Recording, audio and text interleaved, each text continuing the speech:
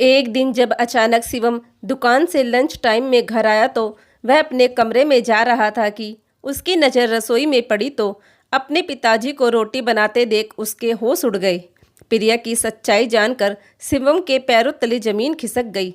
गुस्से में भरपूर शिवम कमरे में अंदर गया तो प्रिया कॉफ़ी का मजा लेते हुए टीवी देख रही थी। यह देखकर शिवम से बर्दाश्त ना हुआ और एक तमाचा खींचकर प्रिया के गाल पर रख दिया। तेरी हिम्मत कैसे हुई मेरे माँ पिताजी के साथ ऐसी ओछी हरकत करने की।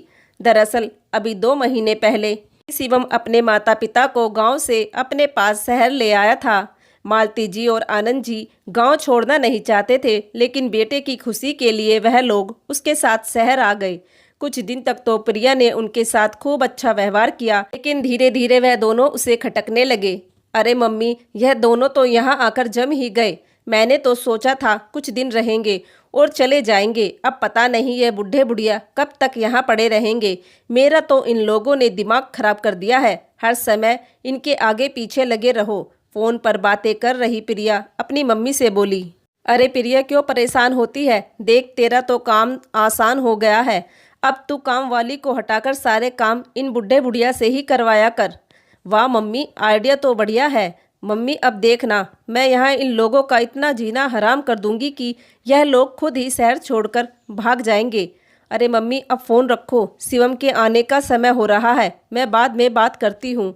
जैसा प्रिया की मम्मी ने कहा, प्रिया वैसा ही करने लगी। कुछ दिन तक तो प्रिया उनके साथ ठीक से रही, फिर धीरे धीरे अपने सास ससुर पर अत्याचार करने शुरू कर दिए।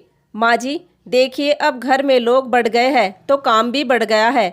अब इस महंगाई में नौकरानी का भी बहुत खर्चा है, इसलिए मैंने उसे हटा दिया है। आज से झाड़ू पोछा आप लगाया करोगी और पिताजी आप बाहर के काम निपटाया करोगे। बाजार से सब्जी लाना, आरव को स्कूल छोड़कर आना और भी कई काम वो सब आप करोगे।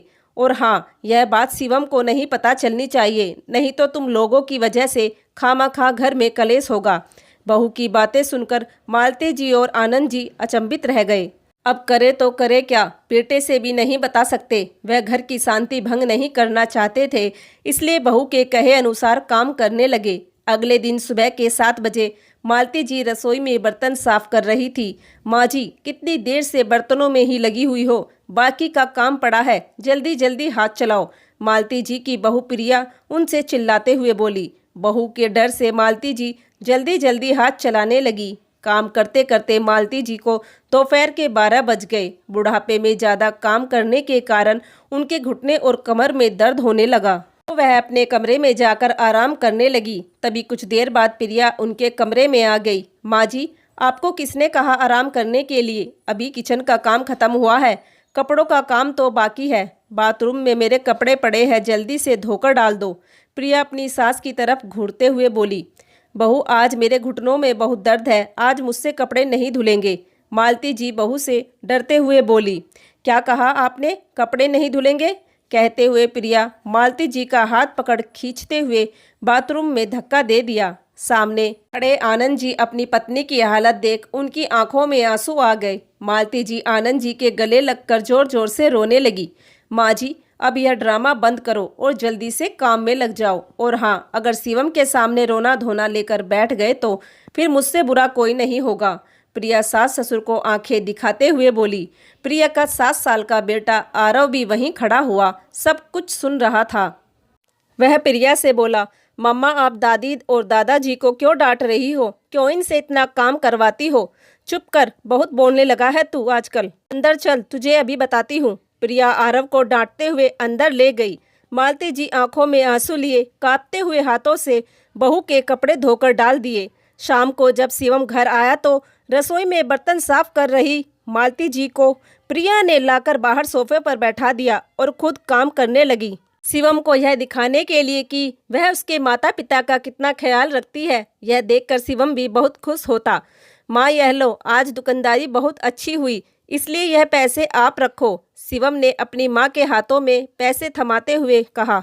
मालती जी बहू की तरफ देखने लगी तो बहू ने आंखें निकाल दी, लेकिन शिवम ने जबरदस्ती उन्हें पैसे दे दिए। अच्छा माँ, पिताजी मैं चलता हूँ, दुकान के लिए देर हो रही है। शिवम उनका आशीर्वाद लेते हुए दुकान के लिए निकल गया। उसके जाते ही प्रिया ने वो पैसे उनसे छीन लिए। प्रिया बहुत ही तेज और चालाक बदतमीज किस्म की औरत थी।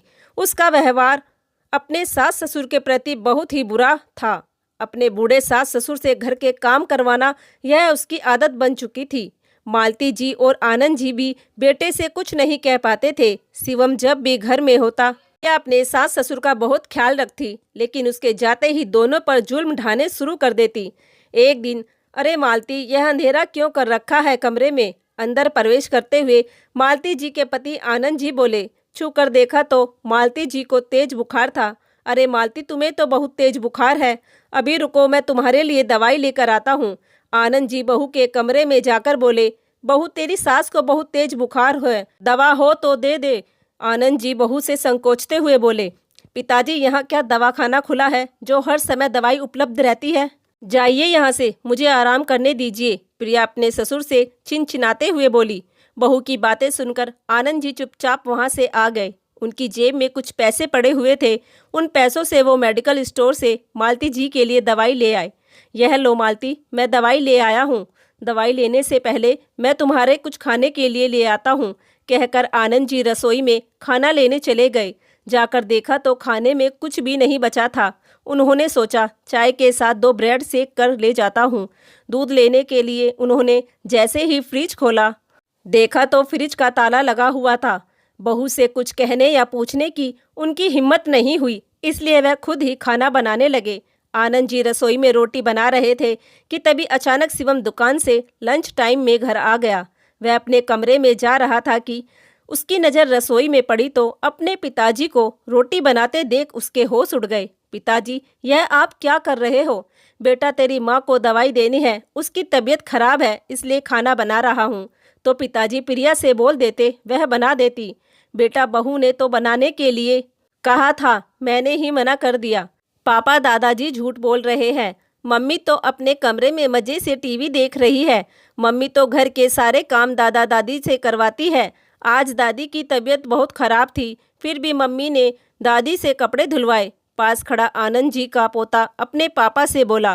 प्रिया की सच्चाई जानकर शिवम के पैरों तले जमीन खिसक गई। गुस्से में भरपूर शिवम कमरे में अंदर गया तो प्रिया कॉफ़ी का मजा लेते हुए टीवी देख रही थी। यह देखकर शिवम से बर्दाश्त ना हुआ और एक तमाचा खींचकर प्रिया के गाल पर रख दिया। थप्पड़ लगते ही प्रिया की आंखें फटी की फटी रह गई। तेरी हिम्मत कैसे हुई मेरे माँ पिताजी के साथ ऐसी ओछी हरकत करने की? शिवम, तुम कब आए? प्रिया हड़बड़ाते हुए बोली। तूने इनके ऊपर कितने जुल्म ढाए, यह मुझे आज पता चला है। आज तुझे नहीं छोड़ूंगा, कहते हुए शिवम के गुस्से को देखकर प्रिया के होश उड़ गए। मालती जी और आनंद जी भी कमरे में आ गए और बेटे को शांत करने लगे।